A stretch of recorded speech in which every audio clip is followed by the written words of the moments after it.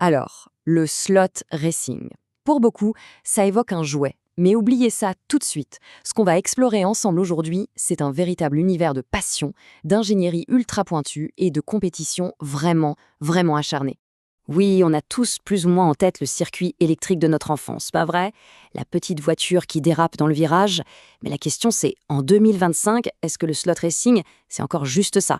La réponse est non. Mais alors, pas du tout. On en est à des années-lumière. Aujourd'hui, on parle d'un écosystème hyper complexe où la performance se joue autant sur un banc d'essai qu'au bord de la piste. C'est un vrai mélange entre sport de très haut niveau et une profonde culture de l'automobile. Voilà le programme. D'abord, on va plonger dans la course de haute précision. Ensuite, on se penchera sur les voitures iconiques de 2025. Après ça, petit tour du côté de l'industrie, entre crise et révolution. On fera un focus très important sur le cœur francophone de cette passion, qui est super dynamique. Et pour finir, on essaiera de voir à quoi ressemblera la piste de demain. Allez, on attaque direct avec le cœur du sujet, la compétition, pure et dure. Et là, croyez-moi, on entre dans un monde où chaque détail compte. La marge d'erreur, elle est pour ainsi dire inexistante. Pour bien comprendre de quoi on parle, regardons un exemple concret, les résultats de fin d'année au Pacific Slot Car Raceways.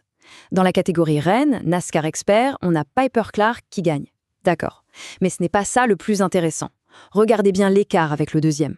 5 millièmes de seconde, 0,005. C'est rien du tout, c'est plus rapide qu'un battement de cils. Et cet écart minuscule entre Piper Clark et Doug Yarbrough, eh bien, ça dit tout. Ça veut dire que la victoire, elle s'est jouée sur des micro-détails de préparation mécanique. La lubrification d'un palier, le réglage millimétré des tresses, absolument rien n'est laissé au hasard. Et forcément, pour que la compétition reste juste, il faut des règles. Des règles très strictes même. On a par exemple le règlement de l'AMCA, l'American Model Car Association. L'idée derrière, elle est simple et saine. C'est le talent du pilote et la finesse des réglages qui doivent primer, pas la taille du portefeuille. C'est ça qui rend la discipline si professionnelle. Bon, après la technique, parlons un peu des vraies stars du spectacle, les voitures elles-mêmes. Parce que chaque année, la grande communauté des passionnés vote pour ses modèles préférés. Et 2025, eh bien, n'a pas dérogé à la règle. Et ce qui saute aux yeux cette année, c'est que le vote a été complètement dominé par les hypercars modernes. C'est un véritable duel de titans, un face-à-face entre deux monstres du championnat du monde d'endurance, et au final, c'est la Peugeot qui l'emporte, mais vraiment d'un cheveu. Alors, cette Peugeot 9X8 de Scalotto, elle a vraiment marqué les esprits. Pourquoi ? D'abord, son design. Il est complètement fou, sans l'aileron arrière traditionnel qu'on voit partout. C'est une reproduction hyper fidèle de la vraie voiture, une vraie prouesse technique qui a totalement séduit les passionnés et bien sûr les collectionneurs. Mais attention, ce n'est pas parce que les nouveautés cartonnent que les anciennes sont oubliées, loin de là. Le vintage a toujours une place de choix dans le cœur des slotteurs. La preuve, le super score de la Matra Simca de Slottit. Ça montre bien que la nostalgie, l'amour des légendes du Mans des années 70, ça reste une valeur sûre, un vrai pilier du marché. Ok, on a parlé des pilotes, des voitures. Maintenant, on va faire un tour en coulisses, du côté de l'industrie. Parce que les fabricants en ce moment sont face à d'énormes défis. Mais, comme souvent, ces défis sont aussi des opportunités pour se réinventer complètement. En fait, le marché vit à deux vitesses, avec deux réalités totalement opposées. D'un côté, il y a le modèle, disons, classique, c'est le cas de BRM, qui se prend de plein fouet les retards de livraison, les galères de transport mondial.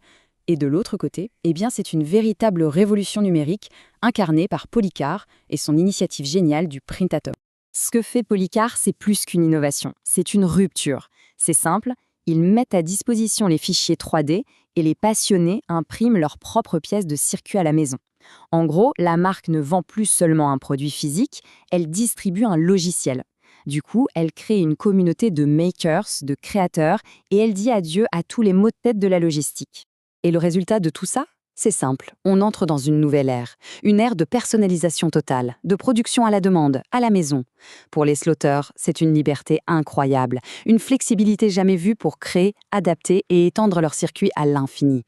Et justement, en parlant de passion et de communauté, il faut absolument qu'on s'arrête sur le cœur francophone du slot racing. Parce que, honnêtement, c'est l'un des moteurs les plus puissants de cette discipline au niveau mondial. C'est un milieu incroyablement vivant.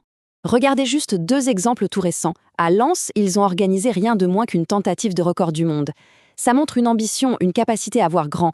Et puis à Chambéry, Autre approche, le slot s'invite dans un grand salon automoto. L'idée, c'est de créer des ponts, de montrer ce qu'on fait à d'autres fans de belle mécanique. Et ce n'est pas tout. Ce dynamisme, il est aussi porté par des médias d'une qualité vraiment bluffante. Prenez le magazine du Club de Dijon, le DRS Magazine. C'est une publication numérique gratuite, 43 pages de contenu pro, de superbes photos, d'infos pointues. C'est une vraie mine d'or pour toute la communauté. En fait, tout cet écosystème francophone, il tient sur plusieurs piliers solides. Il y a bien sûr les magazines, comme celui qu'on vient de voir, l'activité débordante des clubs, les forums en ligne qui sont très actifs. Mais il y a aussi des partenariats super malins, comme celui avec la boutique Slot Inbox, qui propose des bons d'achat. Tout ça mis bout à bout, où ça crée une dynamique incroyable et ça entretient la flamme. Allez, pour finir, on va se projeter un peu. Regardons vers l'avenir. Quelles sont les innovations qui vont, demain, complètement changer la donne en matière de performance et de design dans le monde du slot?